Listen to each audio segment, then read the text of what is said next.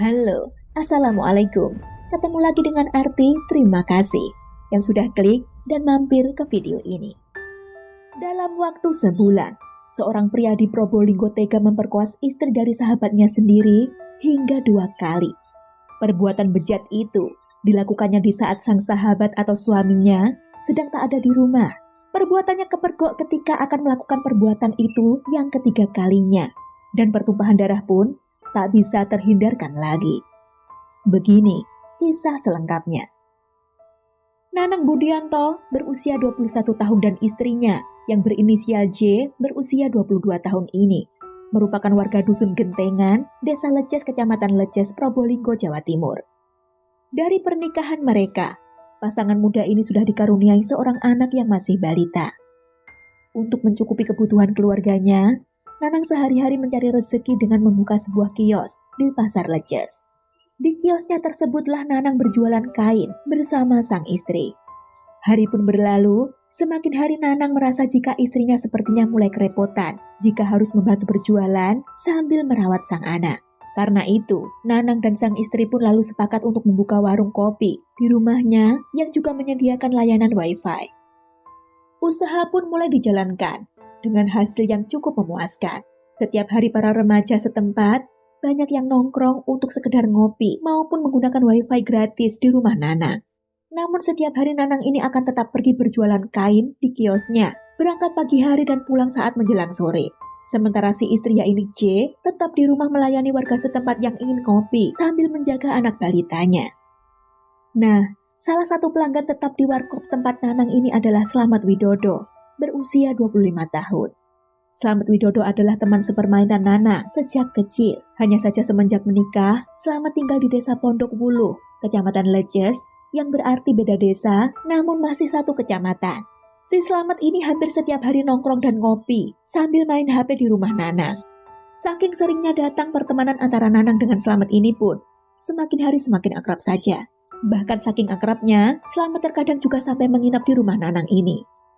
Waktu pun terus bergulir, keseharian Nanang dan J istrinya pun seperti biasa berjalan normal saja. Namun tanpa disadari Nanang, Slamet teman karibnya ini yang memang hampir setiap hari datang, ternyata mulai menunjukkan gelagat berbeda. Slamet ini diam-diam mulai memperhatikan sosok J, istri Nanang. Menurut Slamet, J adalah wanita yang cantik dan menarik perhatiannya. Terlebih, seringnya ia datang dan bertemu dengan J saat ngopi di rumahnya, membuat Slamet mulai menyimpan rasa suka alias cinta pada J istri temannya sendiri. Apalagi semenjak kondisi rumah tangga Slamet mulai bermasalah dan sampai terjadi pisah ranjang antara dirinya dengan istrinya. Slamet ini semakin sering datang, ngopi, dan menginap di rumah Nanang. Hingga tiba di suatu hari di awal bulan November 2019, Slamet mulai berani mendekati J istri Nanang saat rumah yang juga membuka warkop itu sedang sepi. Slamet mulai berani mendekati, berusaha merayu, dan nekat memperkosa J, istri teman akrabnya dengan mengancam akan menghabisi J sambil menodongkan sajam jika J tidak mau menuruti atau melayaninya. J, istri Nanang yang mengalami perbuatan tak pantas dari teman suaminya, awalnya hanya diam saja. Ia tidak berani menceritakan ataupun mengadu pada suaminya karena diancam oleh Slamet. Selang seminggu kemudian, ternyata Slamet ini kembali berani melakukan hal yang sama saat ada kesempatan Slamet ini lagi-lagi memperkosa J, istri Nanang. Namun kali ini J tidak diam saja. Setelah Slamet pergi dari rumahnya, J segera meminta Nanang suaminya untuk pulang. Kepada suaminya ini, J menceritakan semua perbuatan Slamet. Mendengar pengakuan dari sang istri, Nanang yang emosi pun lalu menelepon Slamet. Kepada Slamet, Nanang memperingatkan agar tak lagi mengganggu istrinya dan juga mengatakan bahwa sejak detik itu pun hubungan pertemanan antara dirinya dengan Slamet telah terputus.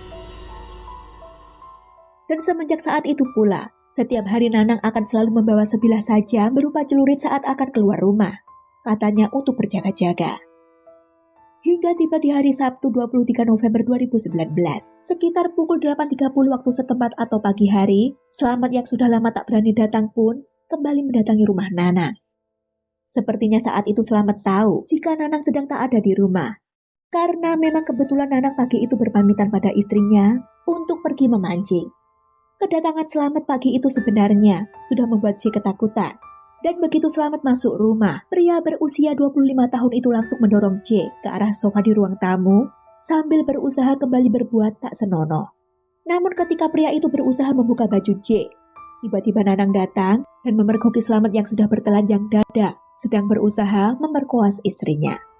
Saat itulah tanpa banyak bicara, Nanang langsung menyabetkan celurit yang memang selalu dibawanya ke arah perut, kepala dan tangan Slamet, yang seketika membuat pria itu tewas bersimbah darah di ruang tamu rumah Nana. Seketika itu pula warga sekitar yang mendengar keributan berdatangan dan menjadi gempar ketika mengetahui ada peristiwa mengerikan yang sudah terjadi di hari yang masih pagi itu. Sementara Nanang Budianto ternyata sudah pergi menyerahkan diri ke kantor polisi usai membacok teman yang telah 3 kali berani memperkoas istri tercintanya.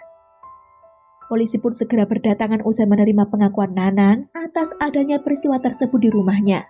Setelah dilakukan olah TKP, jenazah Slamet Widodo dibawa ke rumah sakit untuk dilakukan visum.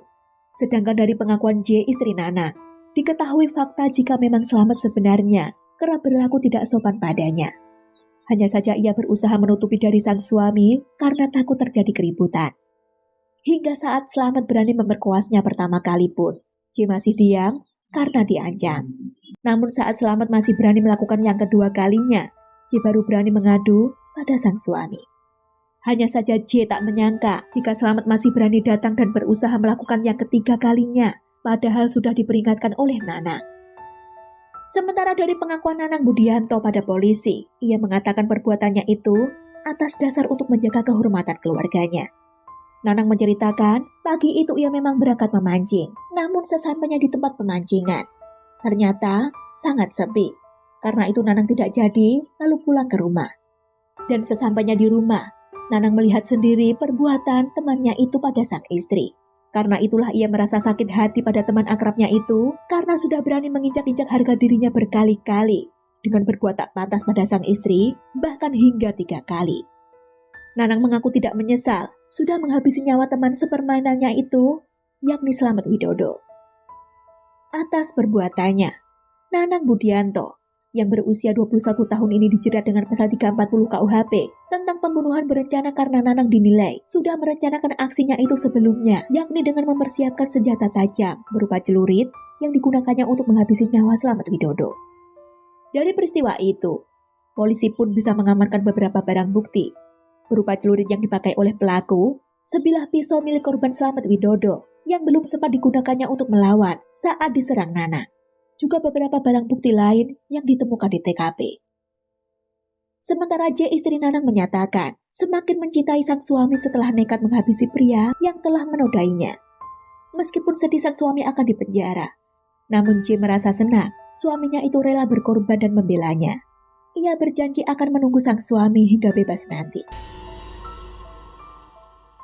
Sementara itu Nanang Budianto pada akhirnya divonis hukuman 15 tahun penjara oleh Pengadilan Negeri Probolinggo sebagai bentuk pertanggungjawaban atas perbuatannya. Sampai di sini kisah ini. Mari kita ambil hikmah serta pembelajaran dari kasus ini. Terima kasih waktunya. Jaga diri. See you.